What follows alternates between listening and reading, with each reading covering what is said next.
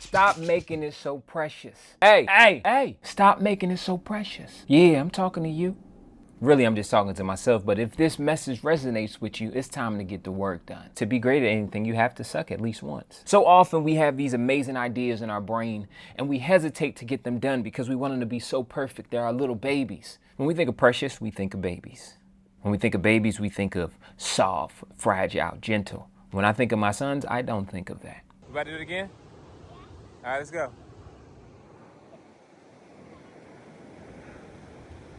I think of ruffians. Babies don't see failure, and they're precious. But the truth is, we just need to get it done. It's better to be prolific than to be perfect. Because if you put out more content, chances are one of those things will hit. If you sit there and try to make one piece of content be the greatest thing ever, more than likely, very few people are going to see it, and you're going to be disappointed, and then you're not going to do it again. My name's Milan, and I stand in my own way.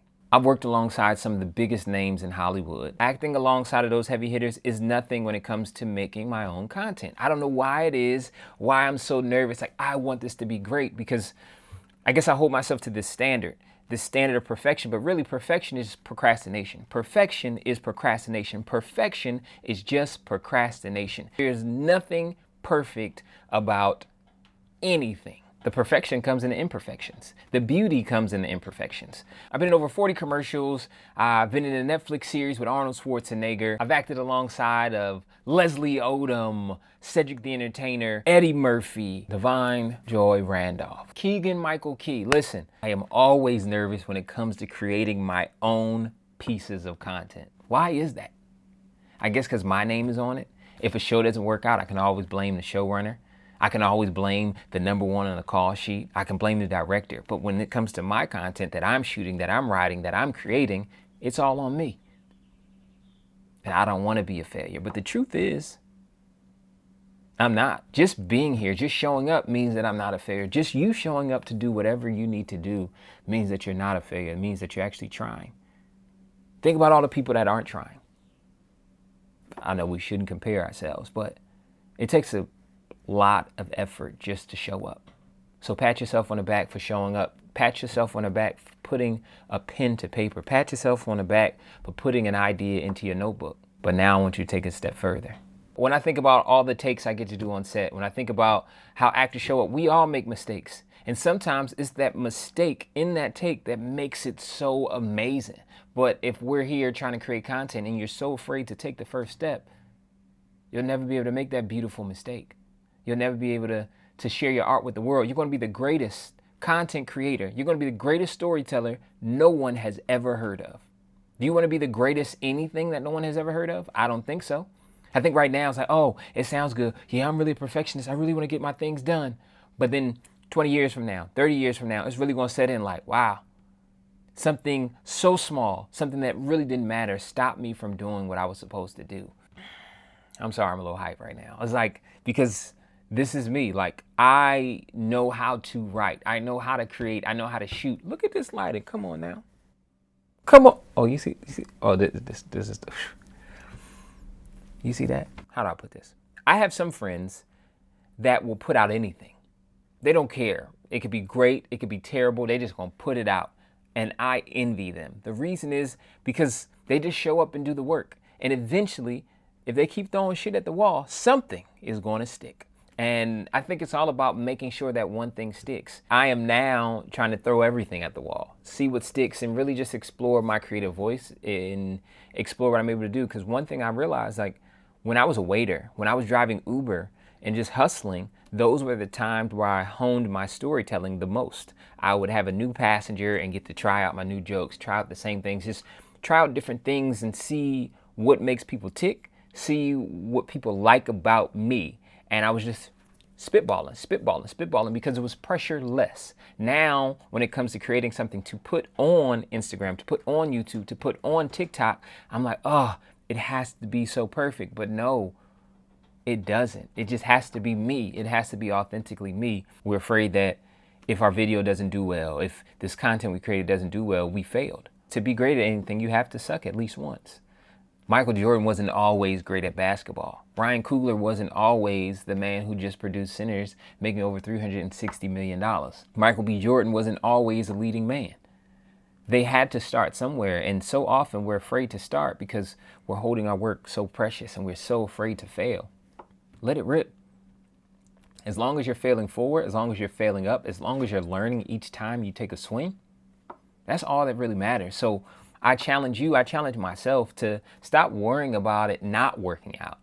What happens if it does work out? What happens if you actually learn something? So what? This video may not be the #1 video on YouTube. It may not blow your page up. It may not make you a social influencer.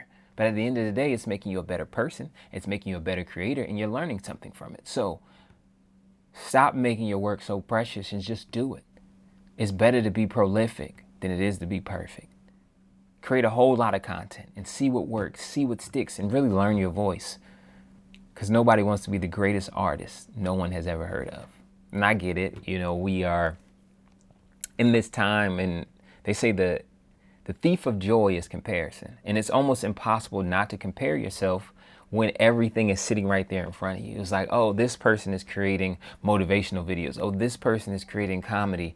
This person is teaching you about etiquette. This person is teaching you about calisthenics. There's 1,000 people trying to do similar things, but there's only one you. And if you're so precious and you're too afraid to share your gift with the world, how is anybody going to know who you truly are? Even after you put in hours on hours and release something, I'm sure you are going to find something that you could have done better. That's what it means to be an artist, is you're always striving to be better, but you have to learn how to let go. Take your hands off the wheel, deliver your project, and see what happens, right? Because it's not about you. I think ultimately it's about the stories you want to tell. It's about bringing people closer, being vulnerable and letting people into your insights and sharing them with the world, because you never know who may need to hear that story. But you're too busy holding it so tight that you won't even share it. Now your purpose and why you've been put on this earth is now being fizzled out. And 20 years later, you're going to sit there and be like, damn, if I only would have put out them videos, damn. If I only would have wrote that book, damn. If I only would have showed up for myself. Think about your future self and how much they will appreciate you for just doing the work and just showing up. And look it over it. I guarantee you'll be proud of what you've done. And sure, and there's a chance it may not be ready for the world to see, but you did it. And now you can learn from that, and you can go and do it again and then make it ready for the world to see. Everyone sees movies and they don't realize that it's not the first draft. It's not the first take. It's not the first lighting setup. Typically, anything that you think is amazing has taken hours and hours of work behind the scenes. Steph Curry couldn't always shoot the way he did. He had to miss a lot of shots to get where he was. If he was so precious about missing in front of others, he would never be the great shooter that we know today. Ryan Coogler was so precious about his ideas, we wouldn't have centers eclipsing $360 million. If Quinta Brunson was so precious about her art, I don't think we would have Abbott Elementary. Abbott Elementary isn't the first show that she ever wrote. And it won't be the last show she ever wrote. But because she keeps taking swings, because she fought for this day in and day out and really believes in her dreams, these are the things that come to fruition. So really this message is for me. It's for me to learn how to show up for me. But if it resonates with you, take it, run with it, still like an artist. I'm gonna keep creating these videos because this is what I need to do. This is my accountability. This is me showing up for me. And this is the beginning of me not making my work precious anymore. It's time to get everything that got my name on. My name is Milan Carter and I stand in my own way, but today I'm gonna stop making my work so precious. And I'm gonna just do the thing. If it works, it works. If it don't, it don't. I'm gonna just show up and I'm gonna move out my own way.